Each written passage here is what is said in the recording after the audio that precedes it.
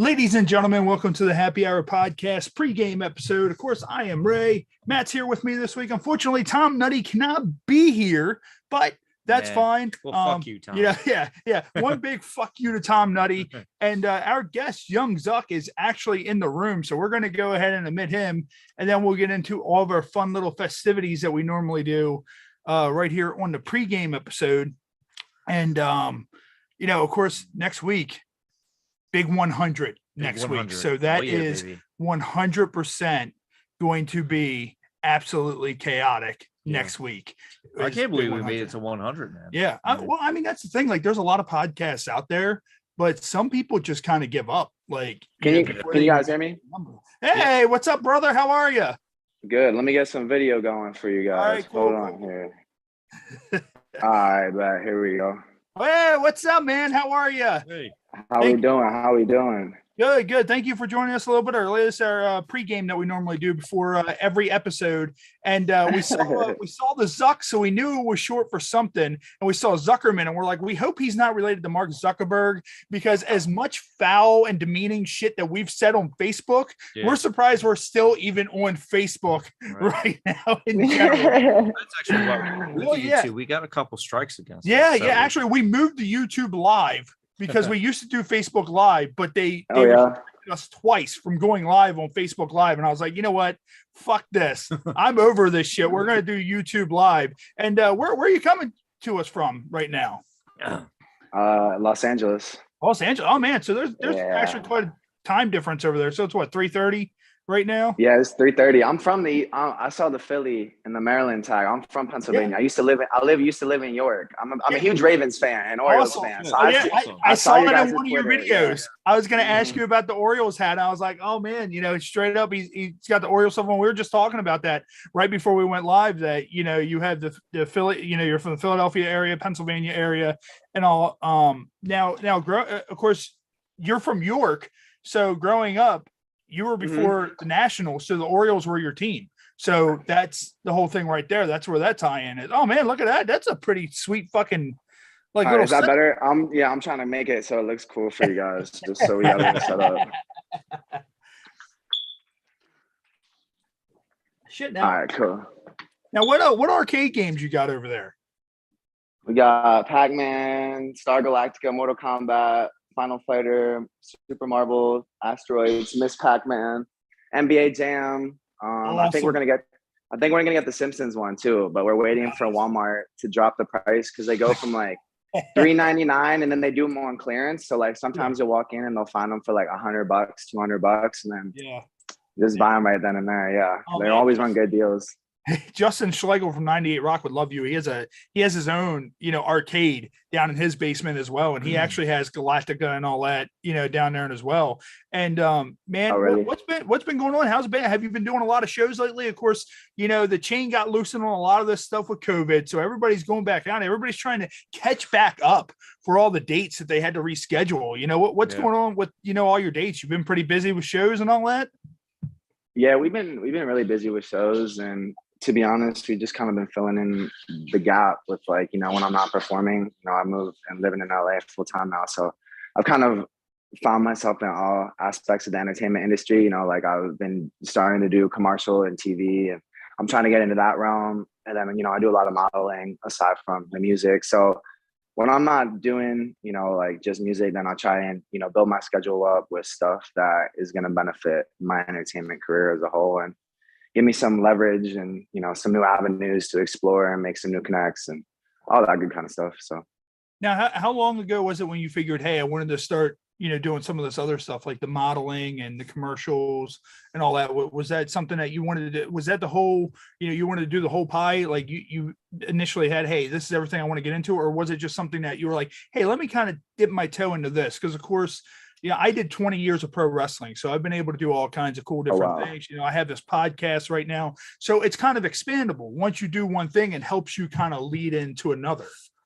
No, yeah, totally. I would say I kind of wanted to get into that aspect of the side of things, but I wasn't really necessarily sure, because I always kind of just focused a lot of my career on my music. But then when I really kind of opened myself up more to social media, because I was always kind of like really against pushing social media use, and I wasn't on TikTok like that. But then I started to like really like kind of just accept that this is what I have to do to further my career. And so once I started doing that, I was like, you know what, I might as well open myself up to any opportunity, because like you only really get so many opportunities nowadays. So it's kind of just, if I can get an opportunity in anything, and the modeling I've always kind of done here and there. Like I have a lot of tattoos and sleeved up arms and sleeved up legs and chest piece whole filled out. So like I have like an alternative model kind of look. So I felt like, I went through all that shit with the tattoos. I mean, might as well make some money off of it and keep staying busy.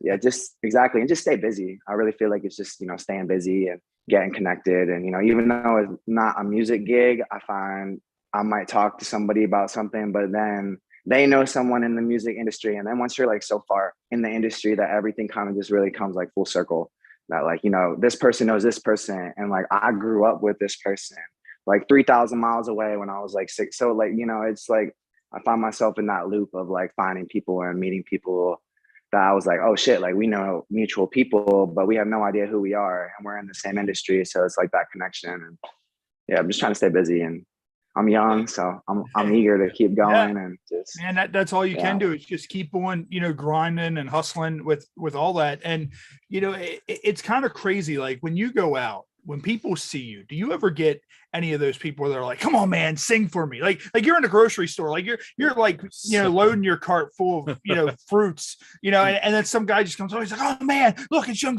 Come on, man, belt out a tune for me, And you're just kind of like, dude, I'm in a fucking grocery store, like trying to put groceries in my, cart. Like, what the fuck? Like, have you had anything like that?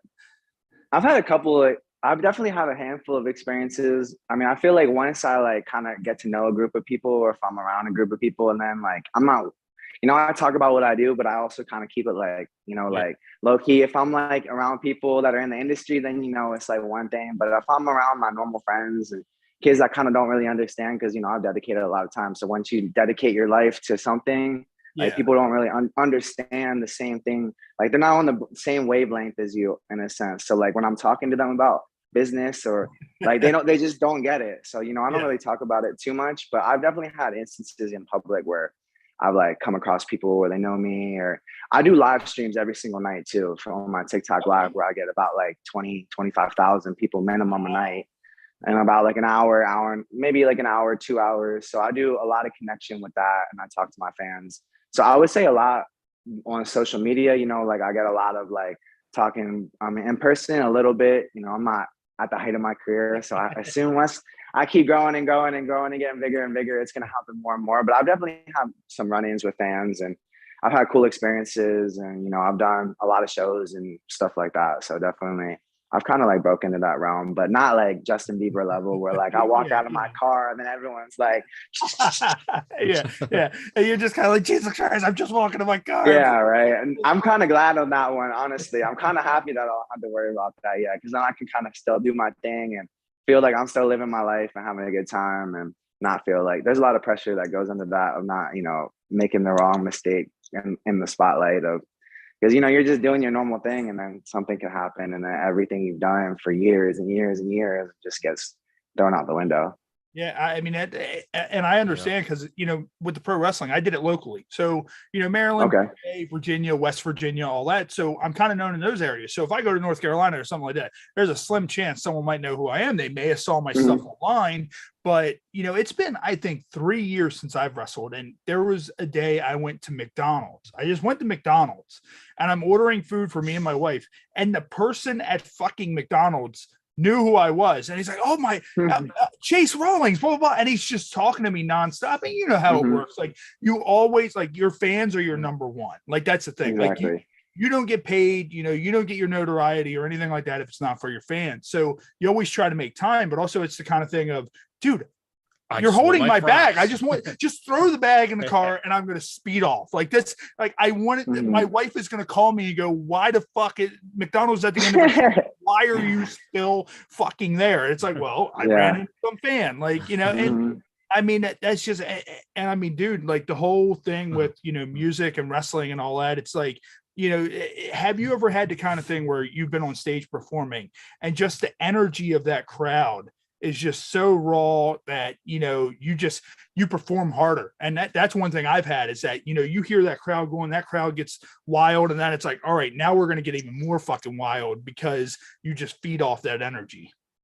Oh yeah, totally. I feel like, especially when like kind of relating back to wrestling, you kind of feel off the crowd. It's kind of like a sport in a sense of like, the more energy that everyone has around you, like I feel the energy, and like it kind of just, you know, radiates from them to me. So like, you know, no matter what, I'm going to always put my best effort into anything that I do. But, you know, if it has that extra step, then it's like, oh, damn, you know, they're rocking out. And I've had instances where I started performing 2019. And like my first shows were, you know, at fraternity houses. I went to school down at the University of Central Florida, and I was in a fraternity.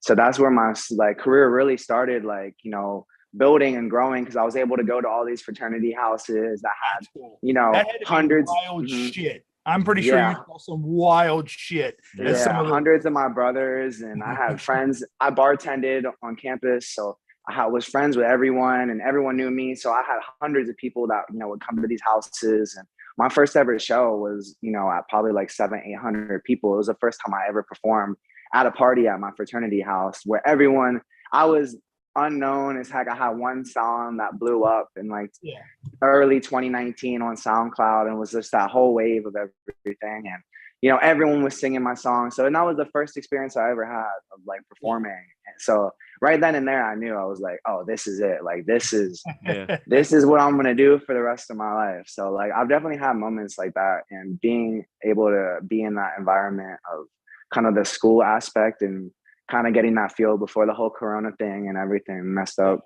you know, all that stuff going on, even though I lived in Florida, so it kind of wasn't too messed up, but it was messed up in a sense. I mean, you did the TikTok stuff too. Were you doing a lot of the TikTok? Is that how you started the TikTok stuff, was via COVID? Because actually this podcast ended up being a COVID baby. Like, right in June of 2020, we were like, fuck it, let's just start the podcast. And that's how this ended up picking up the steam and, you know, getting to where it's at now. Yeah. I would say I was actually really against social media. My management and my team, like, I wasn't against social media because I was on Instagram and I was on, but I wasn't really on TikTok like that. And I didn't really utilize TikTok until, I would say, like, I started, you know, living out in LA and really, you know, doing my thing out here full time. And then I was just like, you know what, why would I not get the exposure? And then ever since I've ever done that, you know, I got one account that's about at 500,000, and I have another one that's probably at 40,000, and all that is within like, you know, 8 or 9 months. That's good. The one account I just started about 4 months ago, it's probably at like 35,000 right now. So I kind of figured out the wave on it and what to do. And I go live, like I said, every single night. So I really engage with my fans, and I talk to them, and, you know, encourage positivity. That's kind of my whole artist basis. You know, I want to feel like everyone can be included and stuff. And I feel like, especially in the hip hop. Now, I'm not really a hip hop, but I'm more like urban pop, more like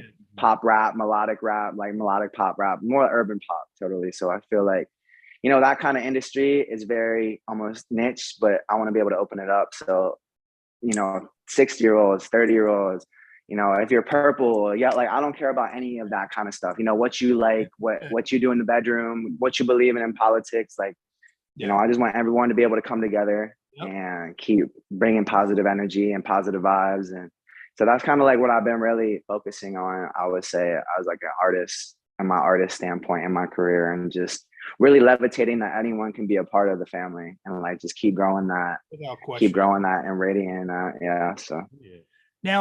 Now we saw a lot of your videos. Now the Strike a Pose video that we watched, it looked like you had, it looked like a VR headset. You were kind of, you know, doing some of the VR headset stuff. And me and Matt, like, we're addicted to the Oculus. And I kind of feel like that if we were in a situation like in your one video, where, like, you know, you kind of go into, like, I don't understand what world we would end up in. Like, I'm pretty sure it would probably be some sort of weird, demeaning, sexual type porn VR type thing, where we're just kind of like this, like, we can't get it off our head. We're just kind of like, we need to take this off. Like, this is going to end bad real quick. Like, you know, or like they're going to release Grand Theft Auto like that. Like, imagine, like, you know, you get a headset where it's so immersive that you actually feel like you're inside of it and you're just running around, just doing whatever the fuck you want. I don't know how meta expects to control that. Yeah, chaos, that's gonna be really dangerous. But I'm gonna turn to a drug dealer real fast. Just pedal around on my bicycle. Hey, yo, I got you. Right. Yeah, no, that Strike a Pose video was, I would say that was my favorite video that we have out right now. Just as far as, you know, stuff, I've been working on a full length album that I finished, and I just shot the cover art photos for the other day. That's really been my main project that I've been working on in LA. I'll record out here with a bunch of great people over at HMG Studios. My engineer, he does a bunch of stuff with like Pop Hunter and Lil Uzi. Yeah, so my engineer is King Luco, so that's the guy who's like the wizard behind all the magic. Yeah, he's really good. Like I was listening to he's amazing. Songs, and those beats, man, when they hit, I don't have like the best sound system in my car. I was like, damn, this is really bumping. I don't even listen to that type of music. I'm more like I listen more metal type music.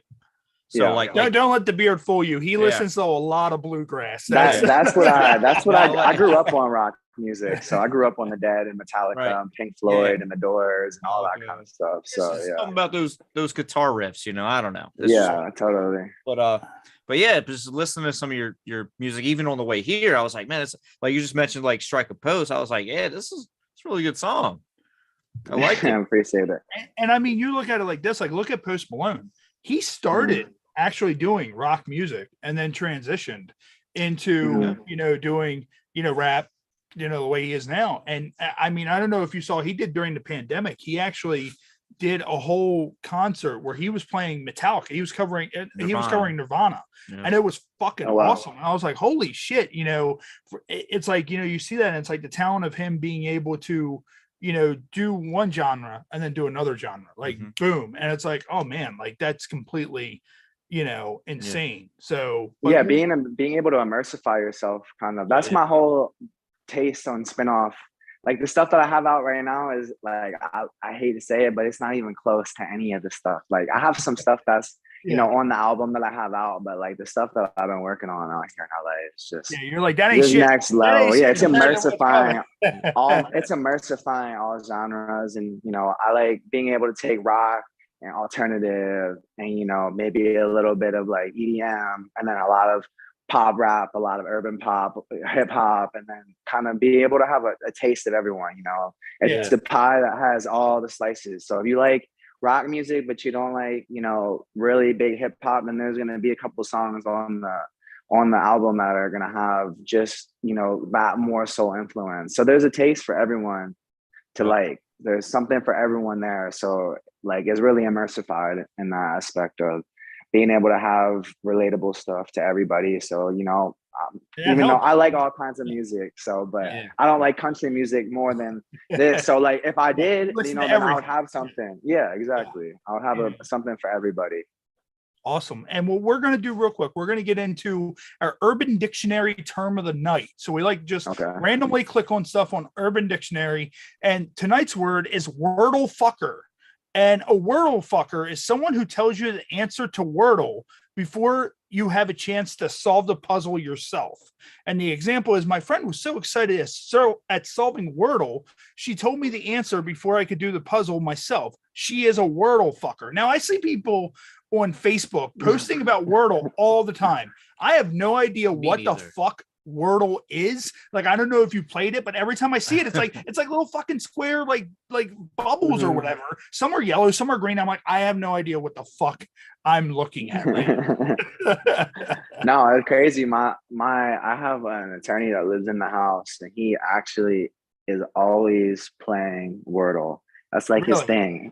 He's never lost. He's lost one time. I'm like, he's beat it like 40 straight days. Shit. So something, but I'm trying to kind of get into, you know, that aspect of like more like brain solving, challenging, just so it can help me maybe on the aspect of like the side of writing music. And I felt like, you know, the more reading you do, or the more you kind of like immersify yourself in grammar and all that kind of stuff, you know, like the more thoughts you're going to have, it kind of opens your brains up to like new ideas and new thoughts. And, you know, being able to kind of put that in the music and not repeating yourself or talking about the same thing over and over again, or even creating a story that people are able to relate to.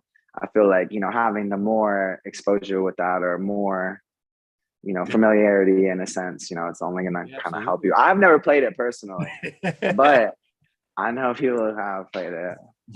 Now, you said you have an only attorney one in the though. house? You said you have an attorney? I live with my team. I live with like my management and so we have like a whole content house. There used to be other influencers and stuff that lived in here, and so we always just are working and staying motivated and grinding and waking up and working, and all I do is work. I don't do basically anything else except work. The only way you get shit done, man. Is just keep working and working and working. Actually, I've seen it since we came on. What's going on with your shirt? I see the rooster or the chicken. What's up with this shirt right there? So this shirt, this is actually a brand that I'm sponsored by. It's called After School Special. I do a bunch of stuff with them actually. And this is like, they make a bunch of cool graphic t-shirts. They make everything: hats, t-shirts, pants. They own a bunch of brands, and they have a whole NBA collection they did with the NBA. They have a bunch of people wearing it, a bunch of artists, NBA players, athletes. So I do have to give them a shout out because they always do hook me up. And, you know, I do recommend totally. They have amazing clothes, fire clothes. They're everywhere. So this is a shirt they gave me. It's actually a prototype. I don't even believe that any other shirt like this comes out. So I was like, you know what, I'm gonna wear it. I was wearing it, and I like it. They have a bunch of shirts. It's just like cool shirts with cool sayings and like graphic animations on it. They have a bunch of different styles. It's just really like new age urban streetwear. Like a lot of kids, a lot of athletes wear it, especially like NBA. They have a whole NBA collection where they do shirts for every NBA team actually. So like all 32 teams, and they have a bunch of people that always are wearing their shirts when they do like the locker room pictures when they're walking into the locker rooms with their outfits on. They're super cool, super good people. They look out for me, help me out a lot. So. And I saw the shirt, so I saw the chicken, and that reminded me and made me think. Every episode we do 3 blind news article reads, and pretty much I just go online and I find a random article, look at the title, and I'm like, we're going to read this live and react to it as I'm reading it live. And one of which says Leopard Escape cover-up at the Chinese zoo yields hunt with 1,000 drones in sky and 100 chickens as bait. So it says when police started receiving calls about leopard sightings in the area, the Hangzhou Safari Park denied any involvement for over 2 weeks, fearing lost revenue during the holiday weekend. When residents in eastern Chinese city of Hangzhou were recently given strict orders to remain indoors, the news actually had nothing to do with the ongoing coronavirus pandemic. Instead, there was much of a different kind of threat facing locals. 3 leopards have escaped from the Hangzhou Safari Park, and they have been roaming around freely for weeks. Oh, shit. I think I've heard about this, to be honest. I think I saw this on Twitter. It says, according to The Guardian, the terrifying lapse in security and park management occurred on April 19th, and didn't take long for locals to spot the dangerous predators skulking about in the hillside, sprinting across the town. Like, imagine that. Like, you walk outside, like it's in the middle of the pandemic, so you're wearing your mask, you walk outside, and like, you know, instead of like at that point, do you tell the leopard, please stay 6 feet back? Like, if you see, like the leopard's like angry, you're like, sir, please, like, you know, you pull out a mask, offer it to the leopard just jumps on you and mauls you to death. At that point, I know that the world is coming to an end, so I'm just like, you know what, I'm just going to my car. So. Honestly, I don't know what you would do in that situation. I got me beat on that one. It says zoo officials denied any involvement of the incident until early May, fearing damage to ticket sales during China's 5-day labor holiday. Wait, they get 5-day labor? We get fucking 4 days. Well, I wish we had that. And it says police discovered animals ran off during an enclosure cleaning, with General Manager Zhang Diquan ordering workers to keep quiet. A hushed scramble to recapture the 3 big cats began immediately, with workers succeeding to catch 1 leopard within 48 hours. It was shot with a tranquilizer dart and returned to its enclosure uninjured. Oh, now the other two are going to be pissed. So searchers captured the second leopard under more violent circumstances following a larger government hunt. What? City and district government officials deployed packs of hunting dogs that viciously mauled the second leopard. Like, I feel like there's something illegal with that. Wow, like, that should not be allowed. Yeah, it says that's crazy. Footage of this incident was released May 8th and appeared to show injury to the leopard's hind legs, fanning public outrage. Yeah, I would imagine so. And then it says the third remains elusive. It says at large. Like, he's an escaped convict. And it says the search for the third leopard has since escalated to massive proportions, with 100 chickens deployed as bait and 990 drones, including a powered parachute vehicle operated by a pilot searching from above. Like, this is like the O.J. Simpson manhunt here. Like imagine they just disperse the chickens like into like a town. Like, that's just okay, chickens, just go. Like, I feel like now definitely if I saw that, definitely the world's coming to an end. Yeah, you see 900 drones fly by, 100 chickens chasing a leopard. You're just like yep. I like that. That's the thing. It's like, I just don't understand. Like, I guess the chickens are to try to lure the leopard in, but I feel like the leopard would have bigger plans. Like, the leopard will be like, I don't want that chicken. There's a man over here. Like, what do I want these chickens for when there's a man? But also, how many, of course that's in China. So how many people grabbed up those chickens and just started making stir fry with those fuckers? They probably just started gathering them up, and we're like, oh shit. Like, well, apparently I don't want to get flagged for anything, but there is currently a bird flu outbreak, I think, over there. So, well, it's probably from the fucking 100 chickens that are running. The leopard is the carrier of the bird flu. Right. And then here's another one. So this is actually kind of interesting. A public hunting rapper caused hours long traffic in LA. So, all right, let's see. Oh, was it the little TJ or Apollo G music video? I think it might have been. Where they shot on the street with Lil Baby, and it was actually approved by LAPD, because they had to pay LAPD to block off the whole streets. Who did you say it was? I think Polo G. Oh no, this is someone named DeFree. I don't know who that is. All right, let's see. It says, for motorists in Los Angeles, getting stuck in traffic is part of daily life. The city's sprawling road system is notorious for its rage-inducing gridlock. Los Angeles is home to 11 out of the 25 most congested segments of freeways across the country. A shirtless man, later identified to police as Alexander Dunn, an aspiring rapper whose stage name is DeFree, had climbed to the top of a freeway exit sign wearing only black underwear and white sneakers, the Los Angeles Times reported. So imagine, like, you're trying to get home, and there's a motherfucker like that. Like, that's the thing. Like, let's say for some reason you want to try to send a message and you scale up. Are you just like tuning out your best song? Like, at that point, like, you're just like going, like, it says videos of the scene posted to social media show Dunn shouting from a megaphone, dancing and rapping, only taking occasional breaks during which he vaped. On the sign, he hung banners, one of which had DeFree and graffiti-style lettering. Others displayed environmental slogans, including "Fight pollution and not each other," "Give a hoot, don't pollute." So, like, I mean, at least he's got a good cause. Yeah, at least he has a good cause. But I don't see this ending well. Like, the dude scaled like a highway sign. It says California Highway Patrol told the Times that the calls about Dunn started coming in shortly after 8 a.m. Less than 30 minutes later, the Los Angeles Fire Department tweeted that a rescue effort was underway. In addition, the fire department, highway patrol, and Los Angeles Police Department also arrived on the scene. Times reporter Benjamin Erskowskis took to Twitter to chronicle Dunn's antics and the hours-long saga that ensued as police and firefighters attempted to get the rapper down safely. So this dude was like, fuck this shit. I'm not going anywhere. Play one of the videos. I'm not sure if the video will show up if I do the screen share. Oh, hold up. Here, let me screen share real quick. They had one of those fucking what is it?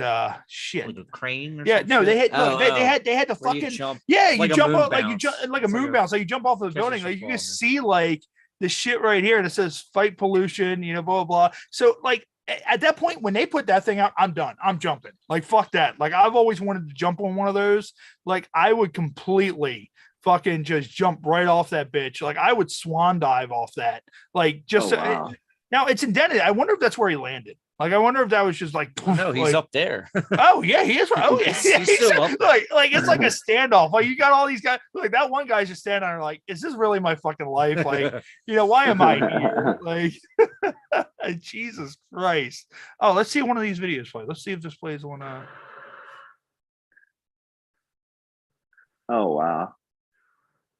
Oh, he's all the way at the end now. Oh yeah, yeah. Could you imagine if Homeboy just falls off the side right there? Like that would like. If I'm in traffic, like I kind of want the dude to fall because I'm just kind of like, all right, let me just go ahead and what the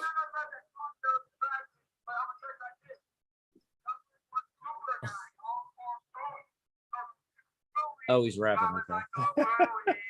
Okay. Jesus Christ in heaven. I don't know, dude. Oh, Yeah. wait. What's going on with this one? What's this one? I mean, that's definitely a good way to go viral.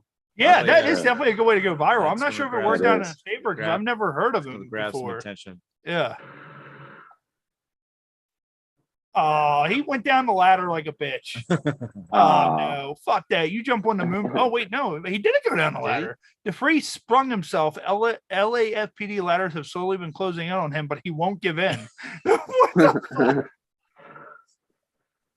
Like at this point, at what point do you disperse the chickens and the 990 drones? Like at this point, we're like, yeah, we have some like non-pollution wrapper on the loose. Like we need to get some chickens out here. Like just disperse them on the city. Like you just sit. Oh, does he jump on this yes, one? please. Oh, he did a backflip. Oh, so yes. Oh, of course you did. Shit. Let a chair in the moon. That was, yes, that's fucking great.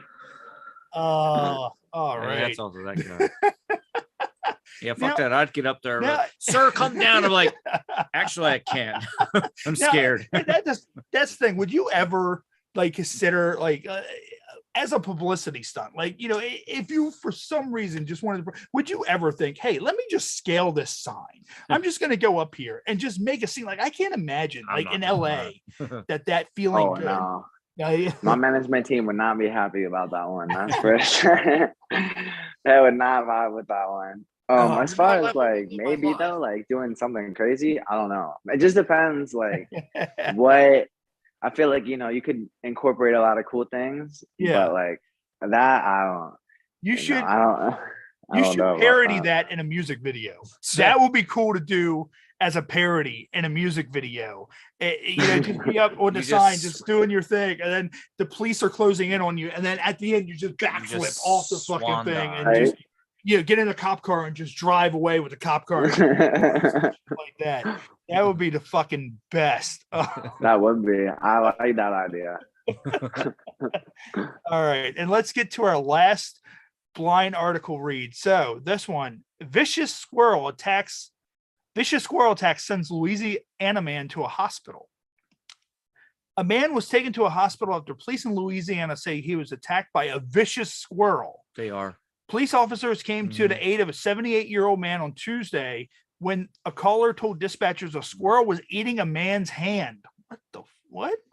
What? So the man was walking outside his house when the squirrel came from the roof of his home and attacked him unprovoked. So this squirrel was like hunting him out. Like, I'm not sure if you've ever seen the show The Boys, but that's almost like when the one was hiding up on the top of the house waiting for him to come out. Black Noir. Yeah. Yeah, and it says police say the man tried to choke the squirrel but was unable to obtain a good grip. Like, I don't understand. Like, if a squirrel's chewing at my hand, like that thing's little, like I'm smacking that thing against the ground or a tree. Just throwing it. Yeah, like it's chewing on your finger. Like I would imagine that you can get your fingers around its like little neck. Like have the chicken the squirrel in like a sleeper hold. You're going out, man. bitch. Yeah. It says in a Facebook post, officers who first arrived described what they witnessed as an elderly gentleman struggling with a vicious squirrel. A vicious squirrel.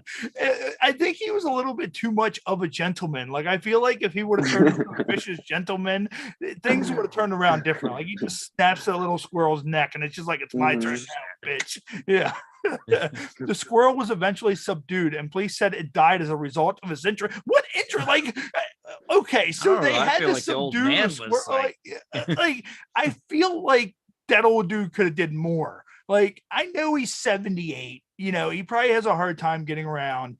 And it says, while squirrel attacks are generally rare, police say this is the second attack in the town in years. They say that there was a reported attack in February during a Mardi Gras parade.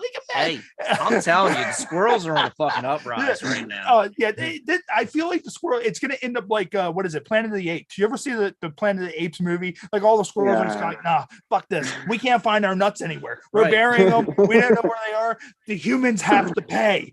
They keep on throwing them to us, and we can't find them. Well, that's because of the lockdowns. Nobody was going outside to put peanuts out on the park. Yeah, so now they're revolting. Yeah. Yeah, totally. Actually, when I was a kid, I actually had, quote unquote, a pet squirrel. Like, we had a squirrel that my dad trained to come up and eat nuts out of his hand. And that could have turned tragically real quick. And then one day we named him Nut, and then one day Nut just disappeared. And I was like, Dad, where's Nut? And he's like, I don't know. Like, blah, blah, blah. Come to find out, he told me years later, he backed over the squirrel. And then he tried to kill a new squirrel who was even meaner than what Nut was to eat out of his hands. And I was like, what's wrong with him? Why does he keep on running away? It's because he murdered the one squirrel and tried to replace it with another squirrel who probably wanted to chew his face off. That's a cute story. Like, I mean, like, what do you think? Like, you want to think that a squirrel attacking you will be that vicious? What do you think, little animal wise, like an animal that you want to expect to be vicious, that if it attacked you, you would have kind of a hard time fending off? Like, I feel like I could fight a squirrel. A bird. Yeah. I'm telling you. Oh, yeah. Oh man. Yeah, they can. Like, and then they're nasty. Yeah, you see on TikTok a lot, there's these asshole bastard birds that, like, I guess they're trying to protect their nest, and like it attacks people every day. Like, it just flies down. I had one do that to me one time. I was too close to his nest, and I don't know what kind they are, but they do this dive. It's they call it like it's a specific word, but it's like a death dive where they just get terminal velocity and they just wow. And then I was like, what the fuck are you doing?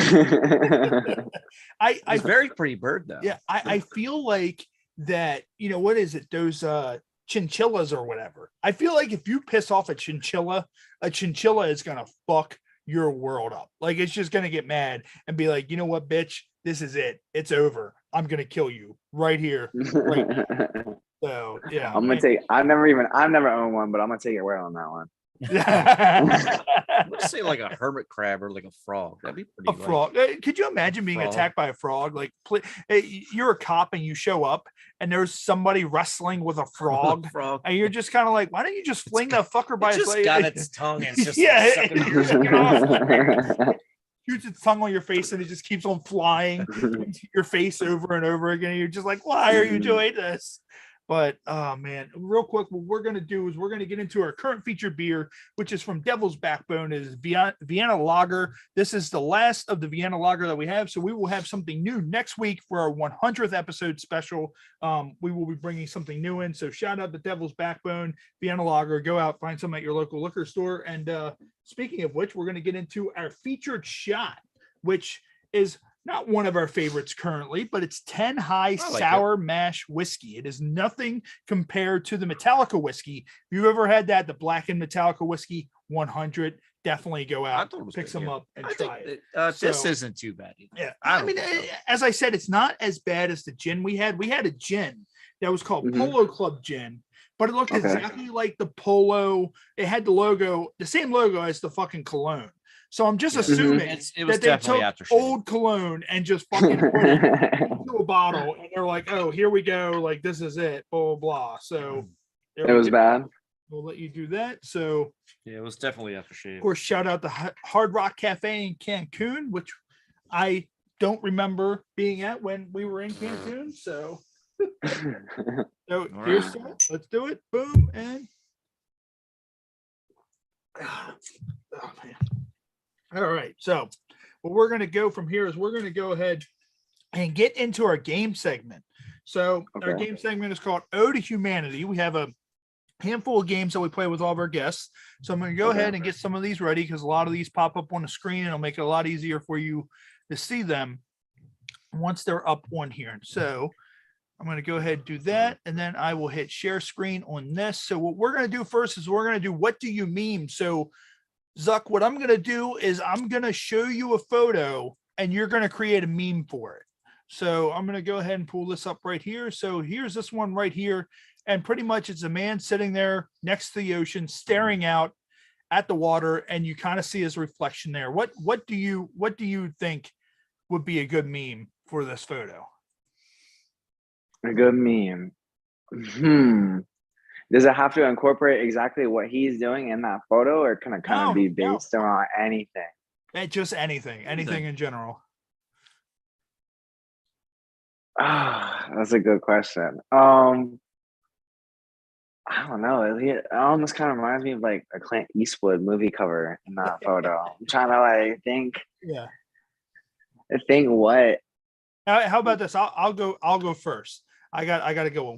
When you wake up in the hospital after you've been attacked by a squirrel, realizing that it took a whole entire search and rescue team to save your life from said squirrel. Yeah, honestly. Yeah, I'm gonna say someone contemplating being attacked by that squirrel. Let's go. What do you got, Matt? When I look at it, the only thing I can really think of is like one of those pharmaceutical commercials. Like he's thinking about, like, how to like he's got like ED or something, and he's like trying to. He's thinking about his hemorrhoids going away right now.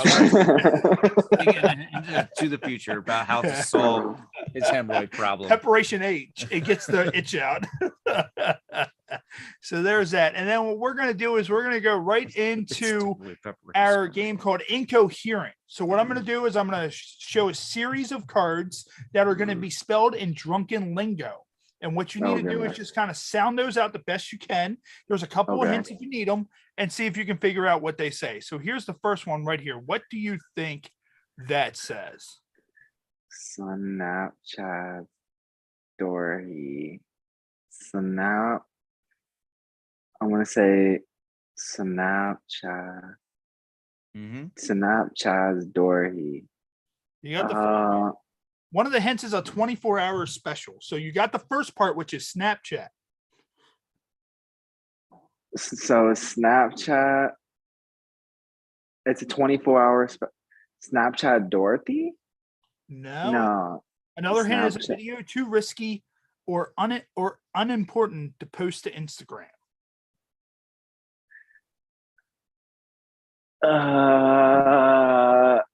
Snapchat. Pretty much Instagram and Facebook both have the same thing that you can post to. Snapchat stories? Yeah, it's Snapchat stories. Awesome, man. Okay. And that's the thing. Some people do really, really good at this game, or they bomb, really bad. So here's the next one. I need to get on that wavelength. If I was on that level, then I would understand it a little bit better. It would all just flow in one thing. It would just be a solid motion. I would know right away. What do you think that is? Canmodo. I'm gonna take my hand on this one. All right. The first hint is a Sahara foot. Camel toe. You got it. He got it. Let's go. The next one you would have got the next one you would have got it if you didn't get it with that. It says, when your yoga pants shrink a little bit too much in the wash. All right. That's a good I love yoga pants. I don't give a fuck. Here's the last one right here. Fat guy tee. That is. You're doing that pretty what it is? What is it? Fat guy tee? No. Fat guy tee.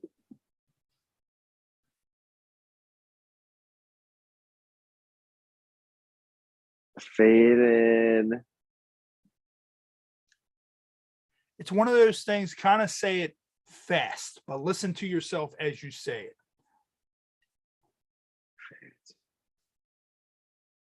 Are you like Fago? Like as in like the drink? Like the soda? One of the hints is golden ticket. So if you're a certain age, this could be a golden ticket to you. Oh, I'm sure in college you knew what these were. And the second hint, you will probably definitely get it if you need the second. Okay. Yeah. What's the second hint? You ever seen the movie Superbad? Yes. Yeah. Okay. McLovin's driver's license. Fake ID. Yeah, it's fake okay. ID. That's why I said, you went to college, you would have known. Yeah. A lot of guys have fake ID. Oh yeah. I mean, that's the thing. It's like, everybody when they're young, you get the fake ID and you're like, oh man, like this is going to be awesome. Now, of course, our segment is called Ode to Humanity. So we cannot end the segment without playing Cards Against Humanity. So have you ever played Cards Against Humanity? Yes, I have a couple times. So obviously we can't have you have a deck of cards in front of you. So we play it a little bit differently on the game. What we do is we read off the face card and then we have you randomly answer that card by choosing a number, whichever number you think is the lucky number. If you don't like it, you get one rebuttal to answer it with that. So the first one is, in its new tourism campaign, Detroit proudly proclaims it has finally eliminated blank. So let's see, we have 1, 2, 3, 4, 5. So 1 through 5, what's a lucky number you think that may answer that card? 4. 4. All right. So 4. So in its new tourist campaign, Detroit proudly proclaims it has finally eliminated Mark Zuckerberg. Are you happy with that, or do you want to rebuttal? You picked that card. That's a pretty close name. That's pretty good. I like that one, honestly. The fact that it said Mark Zuckerberg, I like that one. Do you want to keep this, or do you want to pick another card? No, I'm gonna keep that one. I'm gonna stay with that one. Yeah, that's pretty good. Like, that's too close to my name. That's too close to my name. That's very lucky. And some of the options that you missed out on were chunks of a dead prostitute, the Amish, a big black dick, and screaming like a maniac.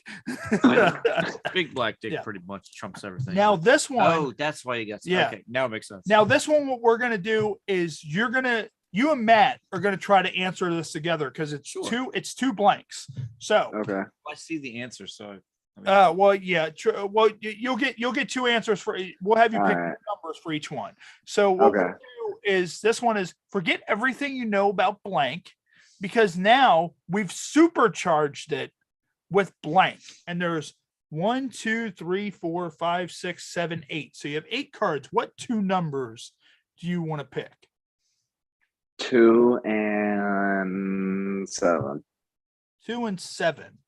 All right. So the first one is forget everything you know about gladiatorial combat, because we've now supercharged it with the tiniest shred of evidence that God is real.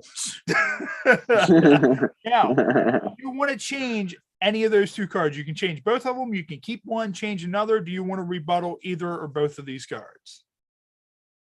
Yeah, let's do a switch up. Let's do a new draw on both.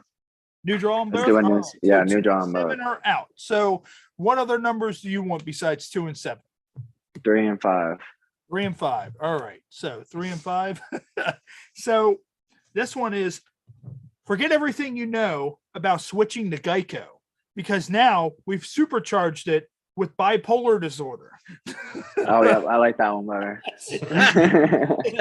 And then some of the other cards that were in the deck that you missed out on were square dancing with other racists, ejaculating a quart of hollandaise sauce, outdated gender norms, and white privilege. I don't know. That game is always a good game to play. Oh yeah, always entertaining. Yeah, we used to sit there and what we would do is we would send the cards to the guests beforehand. But one of our local comedians were like, why don't you just have people answer it randomly? And we were like, that's a good fucking, because you never know what you're coming up with.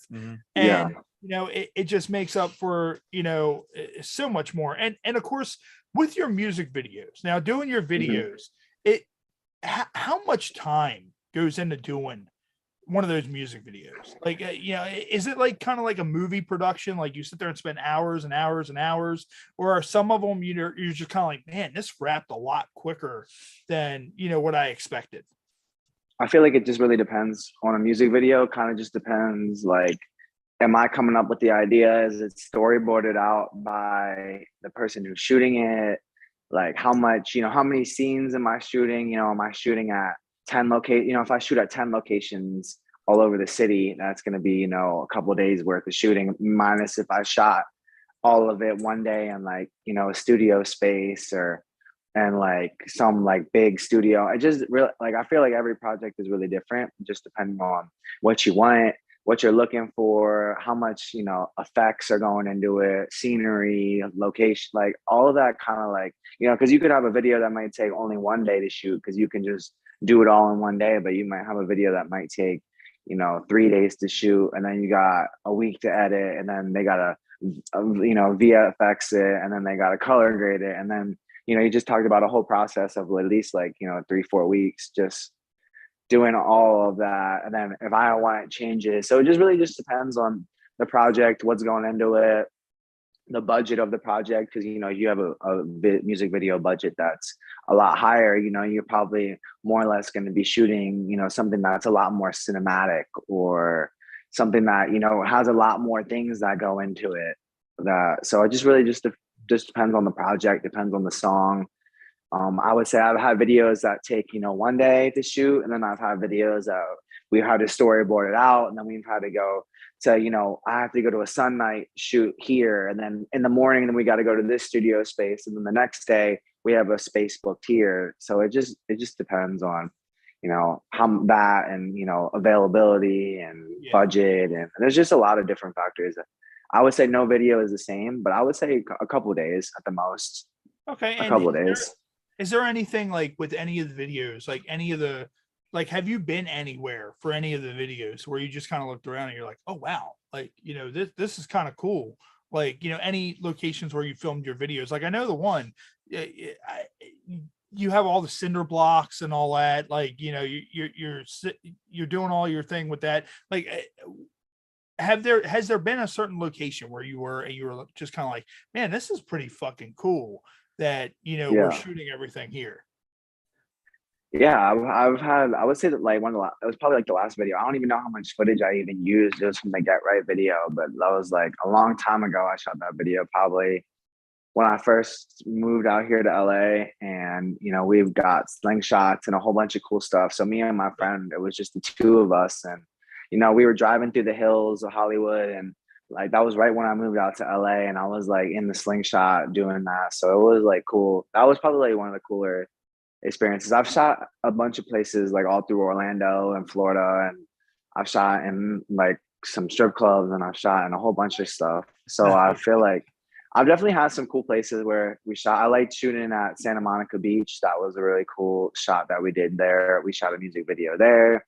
I shot like you said, the cinder blocks. We did a bunch of stuff with the cinder blocks. Like that was like an abandoned place in Orlando. So like I've shot in a graveyard. So I've kind of shot everywhere. That's sweet. I shot at the airport. So I would say like there's a bunch of cool places that I was able to shoot at. There's places that we got yelled at for shooting too. So it was all kind of a learning experience.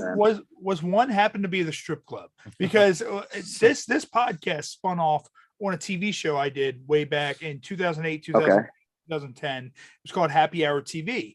And we interviewed porn star Jessie Jane, Lisa Ann, Nikki Benz, all of them. And it was at Larry Flint's Hustler Club in Baltimore. And the management would be like, yeah, sure, you guys can come in, record, do whatever you want.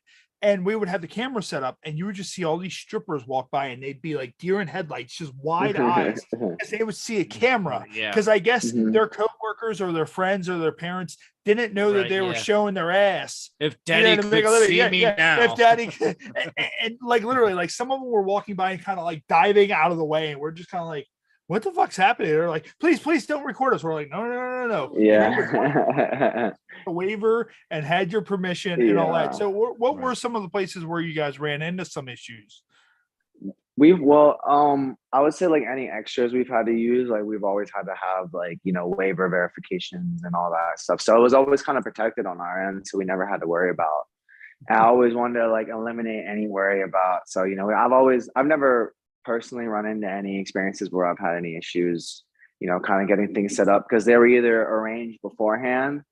So I've never had to like jump through that hoop, just because I've kind of crossed off all the boxes to avoid anything like any mishap or avoid any like, oh, we can't shoot here because we don't have a permit. If I knew that, I wouldn't have done it already. So it was kind of already arranged beforehand, so that I didn't have to worry about. I could just go and just be an artist and make sure that I'm focusing in on my craft and being able to put out the best product that I'm able to put out in a sense. And with your music videos, do you have a favorite out of all the ones you've done? Like, is there any that you sit there and you look back at and you're like, man, this one is my favorite that I've done out of all of these?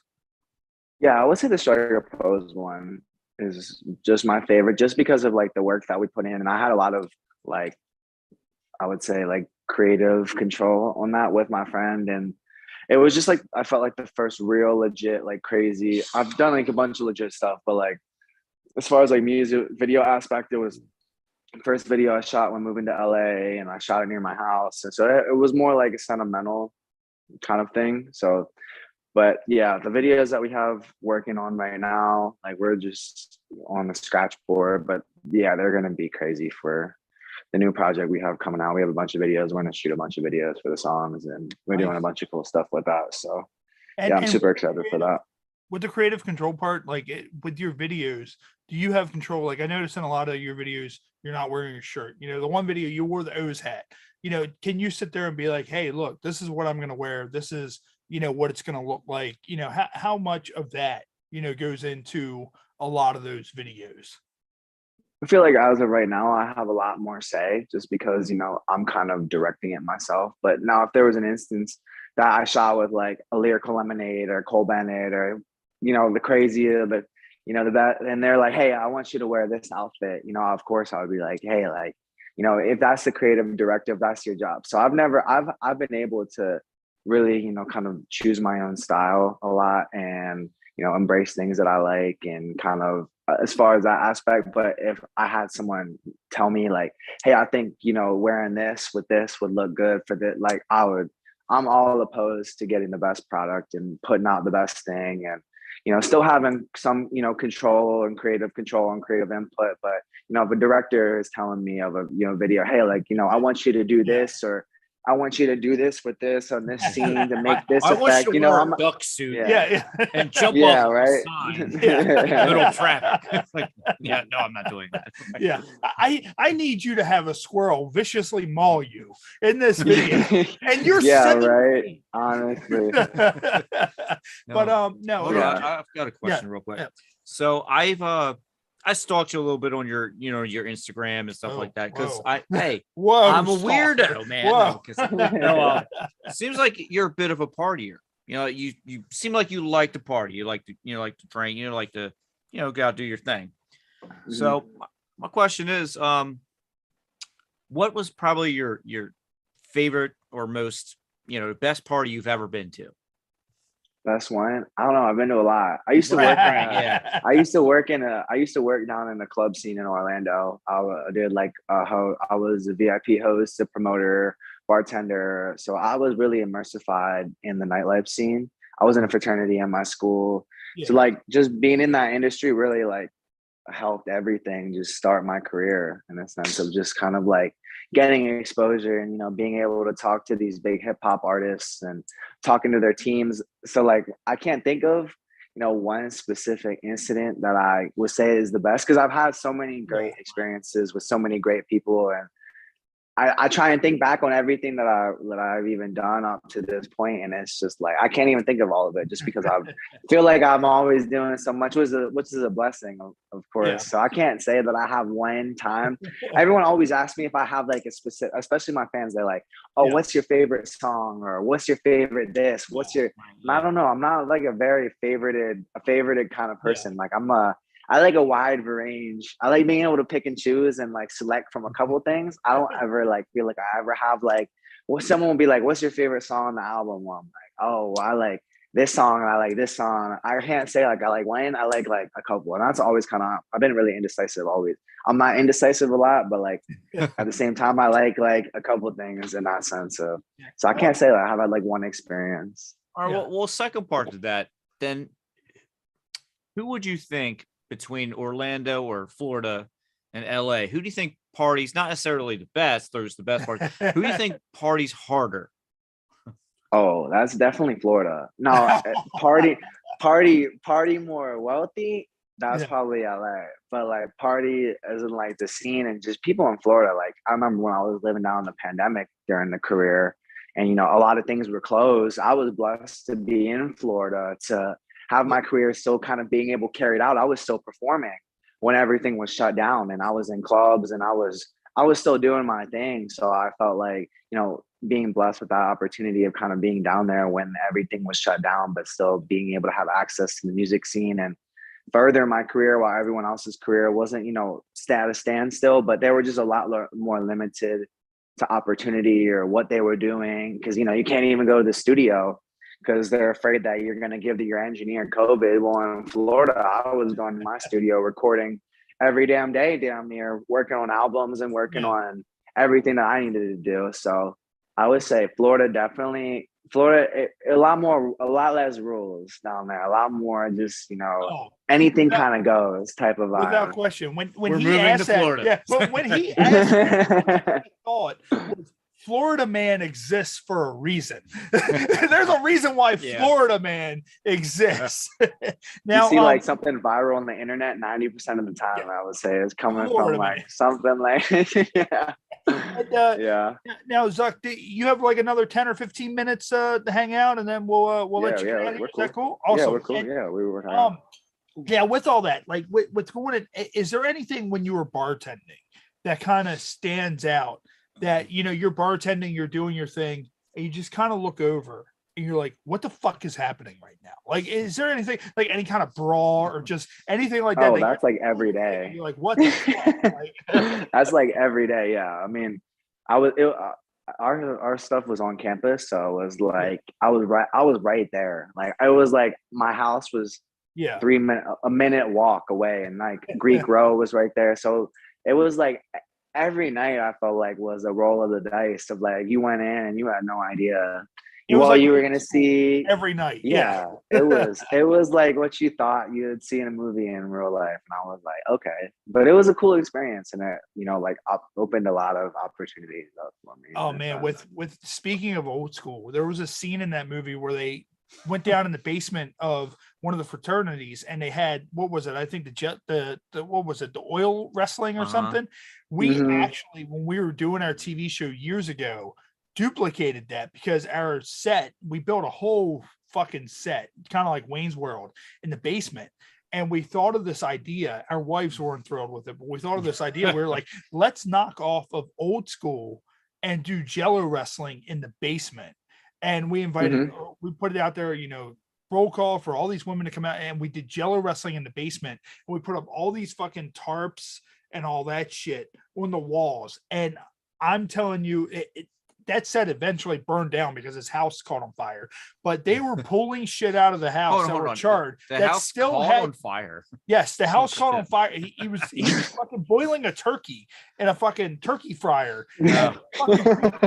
Caught his fucking deck on fire, which while the party was happening, he did that? No, this was later on. Separate occasion. We lost. I was like, what the fuck were you guys doing? But that's a party. When we lost the set, the firefighters and the people who come out and clean stuff up, they were pulling stuff out of the house that still had Jello caked on it years later. From when we did it, like, what the fuck? Like, that is no longer Jello. Yeah, that's some sort of like weird burn shit. Now, of course, with your live performances, things probably get wild.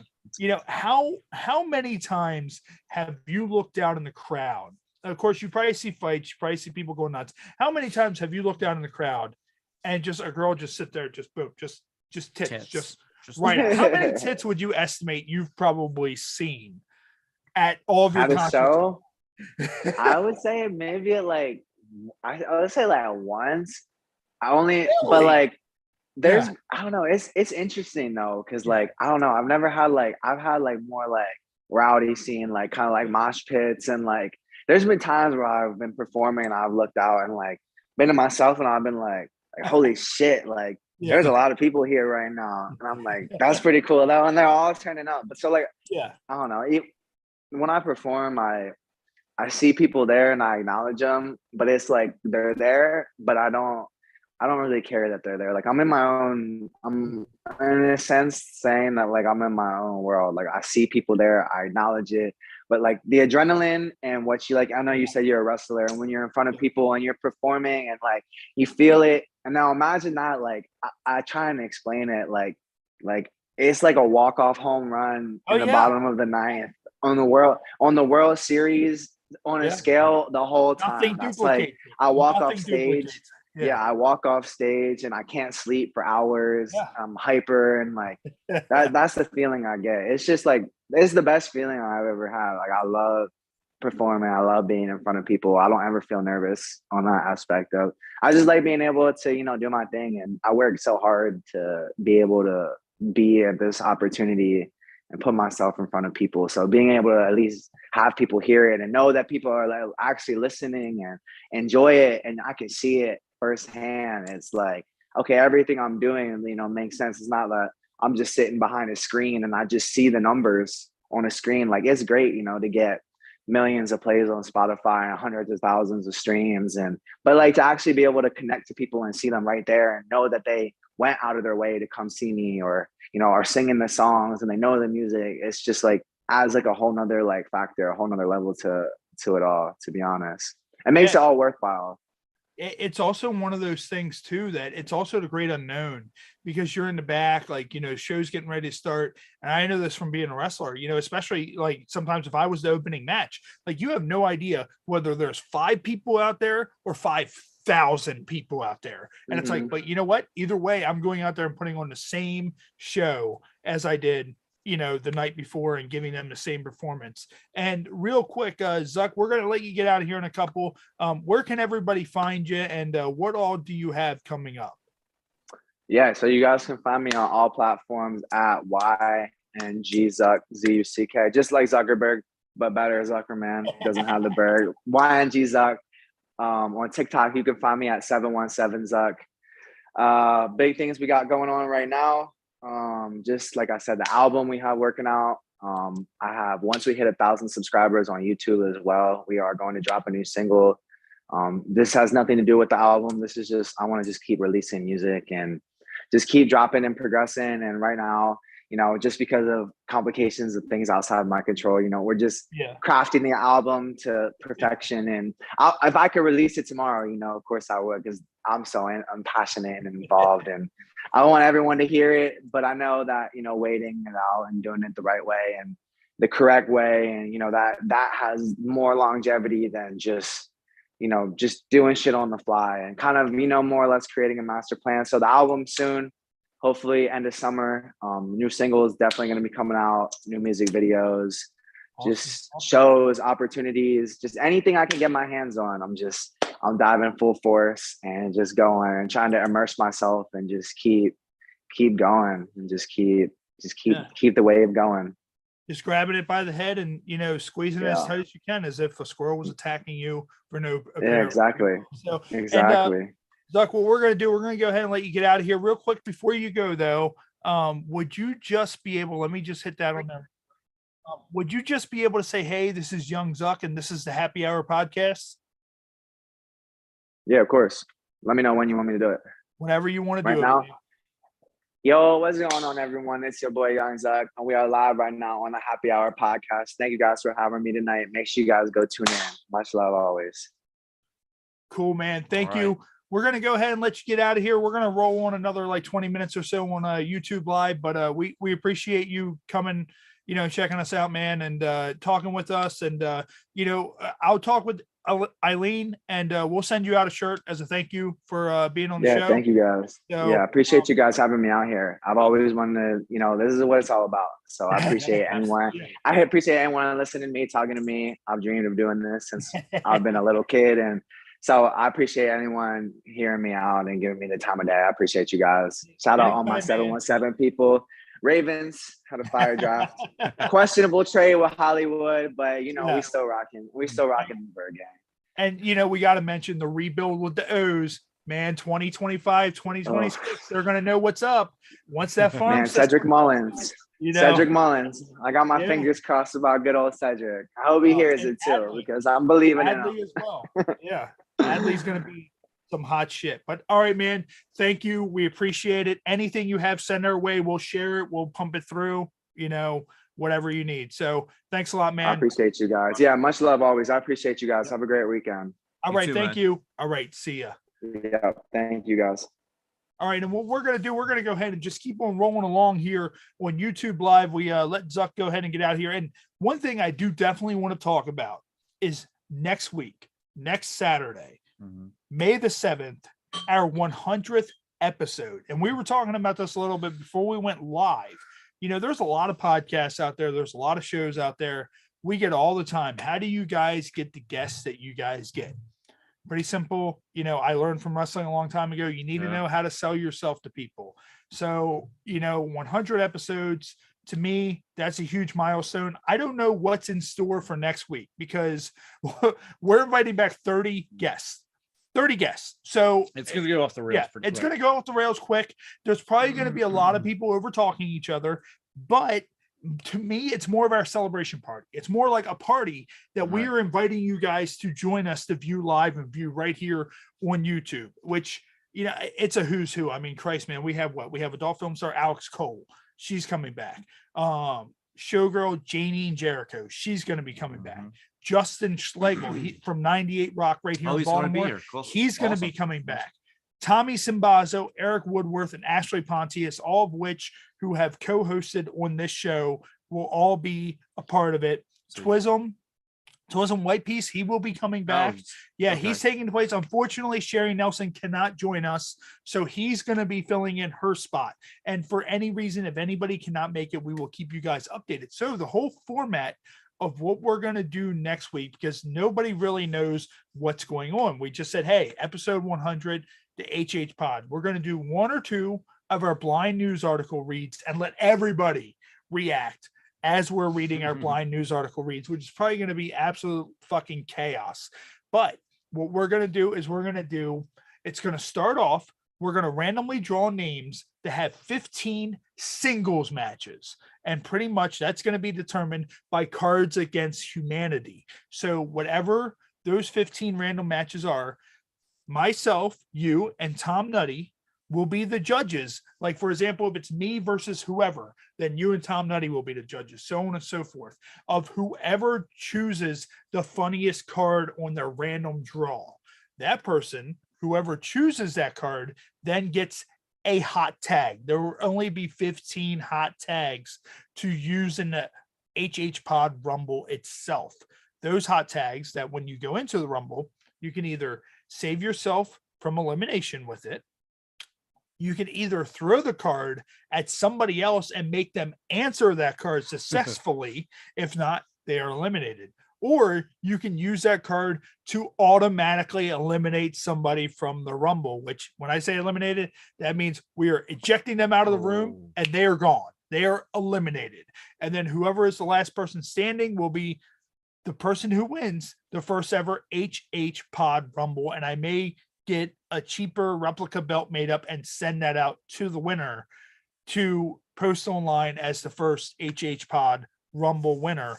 And that will be determined by incoherent. So they will have to answer our incoherent cards 100% throughout the HHPod Rumble. And there's also something that I want to do. There's something in the wrestling business that we do where two guys run two different ways on the ropes. One will run this way, one will run that way. It's called crisscrossing. So what I'm going to do is do something called crisscross crisscross examination, which pretty much means that everybody in the room will get to, oh no, you know what, better, it's going to be crisscross confessionals. Pretty much what everybody in the room is going to do is they're going to be able to pick one random person from the room and ask them any question they want. Well, and what they if have they're to eliminated though? It's going to be before the Rumble. It's going to be in between. Right. So we're going to start off with the singles matches. We're going to do the blind news reads. We're going to do the crisscross confessionals, and then we're going to do the HHPod Rumble. So next week is going to definitely be an extended episode. We will not be doing a pre-show at 4:30. It will start right at 5 p.m. and we'll go until whenever it ends. Of course, Bubba Almany will be back. Vincent Painter will be back. Actually, I will read off the whole list right now of everybody. I'm actually that will quite be joining impressed us that we got all those next guys week. to come back. Right now, this week it will be myself, you, Tom Nutty, David Gilbert. Author David Gilbert will be joining us back. Allison Purefoy from Roses on Red will be joining us. Justin Schlegel, John Purefoy from Roses on Red, Matt Fisher from Scissor Fist, our good buddy Matt, he will be joining us. Jimmy Starr will be joining us. Eileen Shapiro will be joining us. Scott and JC from A Light Divided, who actually do our theme song for the audio version, they will be joining us. Also, Eric Woodworth, Tommy Simbazo, Ashley Pontius, Bubba Almany, Leon Space Jam Sewell will be joining us as well. Janine Jericho, Rachel Hoffman from Paranormal Expedition, she will be coming back to join us. Adult film star Alex Cole, Twism Whitepiece, Psychrotees will be here with us, and you will be able to see that blind bastard on camera next week. I'm going to make sure that you're going to be able to interact with him. Nick Strawn will be joining us again. Nick Benson will be coming back to join us. Matt's good friends, Jason and Kara, who Jason has co-hosted with us, and Kara was a guest on our show. They will be back as well, along with Jerry Hula from Sheriff Pint Podcast, Johnny Goodluck, and Vince Painter. Those are everybody that will be joining us live right here on YouTube Live next week, which is going to be absolute fucking chaos. Well, it's just really, that's what a Royal Rumble is. It's just fucking chaos. So that's the inspiration. And I mean, that's the thing. As I said, everybody said it's an adventurous idea. There may be some lag from Zoom. I don't know. I have no idea. How many people can we fit in a Zoom? Well, if you have the membership, if you have the subscription, which I do, you can get up to 100 people in a meeting. So we're more than good with that, because I pay the $14 a month. So 30 people should be able to rock and roll. And we will definitely do it in the Brady Bunch window mode, which you see everybody on the screen at one given time. Right. So it's still probably can go off the rails as much planning as we're going to do. Oh yeah, without question. We're probably going to have to repeat those rules probably over and over again. Yes, someone's going to be like, and I mean, here's the thing, and I'm going to say this 100% because he's not here. If for some reason I'm going to randomly draw names for the Rumble, just like a regular Royal Rumble, if for some reason Psychrotees is in the Rumble and me and him are in it at the same time, and I happen to have a hot tag, I am going to burn my hot tag to eliminate him. Then that way it's, yes, Al Snow may have acknowledged you, but Chase Rawlings eliminated you. So I'm sure Psychrotees. I honestly hope that happens, because then the heat will be real. Yeah. And I mean, that's the thing. And also it's the whole thing of, everybody's going to ask, well, what happens if someone with a hot tag, they don't use the hot tag and they get eliminated? The hot tag's gone. It doesn't go to somebody else. It's just gone. It's like, you could have used it. So you would think, like, I don't know, my opinion, if I were to get the hot tag, I probably would use that right away. Yeah. Yeah. I mean, that's because you don't know, you don't know. I mean, you can use it to save yourself too. So, that would be pretty, yeah. Right. So, that's the thing. It's like, you could read the card, not figure the card out. Technically, if you can't figure the card out, you're eliminated. At that point, you can be like, I'm using my hot tag. At that point, you are saved. And the way it'll work is the Royal Rumble always, it's, 30 participants. Every 2 minutes, somebody comes through. What will happen is they'll start with 2 people, incoherent with the first, incoherent with the second. And then after the second, a third, and then a fourth. And if the first and second could be the first and second person eliminated, and then a third person, and then a fourth. It's your skills with incoherent. And it's not going to be 3 rounds. It's going to be just, this is the random card that we chose. We have enough cards. What I'm gonna have to do is I'm gonna have to take pictures of all cards because I want them to show up on the screen. Okay. So because it's gonna be hard to hold it up in front of the camera with that many people Right. to see what's going on. So I'm literally gonna take the whole box and take pictures of all of that and email it to myself and have it ready to go for Saturday. So I have a lot of work to do. I also need to straighten up. I ordered a couple new decks of Cards Against Humanity tonight. They will be here tomorrow. I need to straighten up my 10 of Cards Against Humanity cards because this drunk fucker a couple weeks ago knocked the 10 over and now they're all over the place. So I'm going to straighten all that up. And what's going to happen with that is, yes, you do get an option of 4 cards, but we're going to randomly just grab those cards out of the box and go 1 through 4, boom, pick up, and you get your rebuttals. And if you get a rebuttal, it has to be able to beat the card of whoever is over here that answers that the best. So, and that's how you get the hot tag. So it's going to be a lot of confusion, a lot of over talking, but it's our 100th episode. It's a celebration. The show's going to go on. The show's going to go on. And then episode 101, which is the first episode after that, of course, is our reschedule on Friday the 13th with Jocelyn Jane. So Jocelyn Jane will be joining us on Friday the 13th.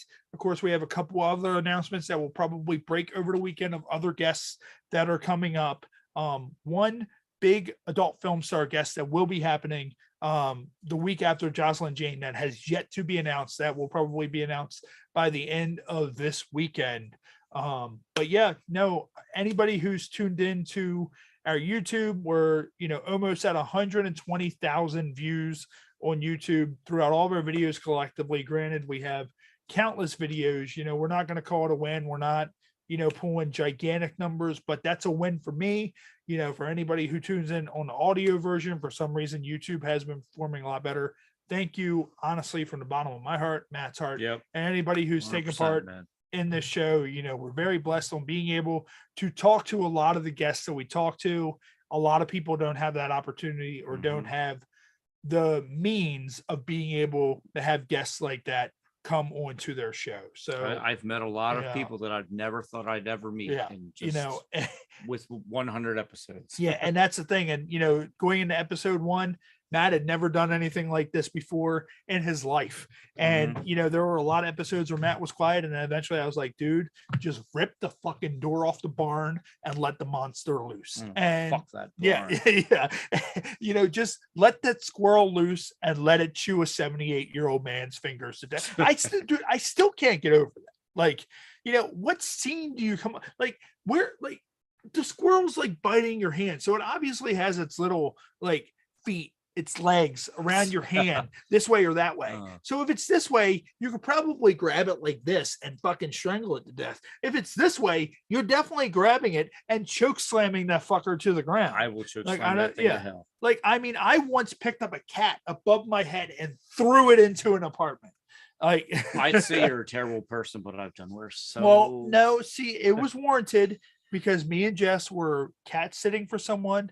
And the cat ran outside the house. We were getting ready to leave. Cat ran outside the house, saw a dog, started freaking out. It started freaking the fuck out. And then I went to pick the cat up and it rolled over on its back and it started squirrel attacking me. Like it fucking claws all my arm. It was biting my hand. So I like fucking get the cat off me. The cat at that point is in a rage, runs as fast as it can, jumps onto Jess's leg, will not let go of her leg. Its claws are embedded in her leg. So I punch the cat in the face. Cat releases, pick the cat up above my head, throw it in the apartment, shut the door, and then spend a couple of hours at the hospital. And that's why we do not have a cat. We only have dogs. So with that being said, we're going to go ahead and wrap up this week right here on YouTube Live. Ladies and gentlemen, thank you for tuning into the Happy Hour podcast. As always, we appreciate it. And we will, make sure right here at the bottom of the screen, right over there, make sure you like and subscribe. Tune in next week. It's going to be absolutely crazy. It's going to be memorable. And, we'll see you guys then. If not, we'll see you whenever you jabronis tune back in. Thank you. We'll see you later. All right.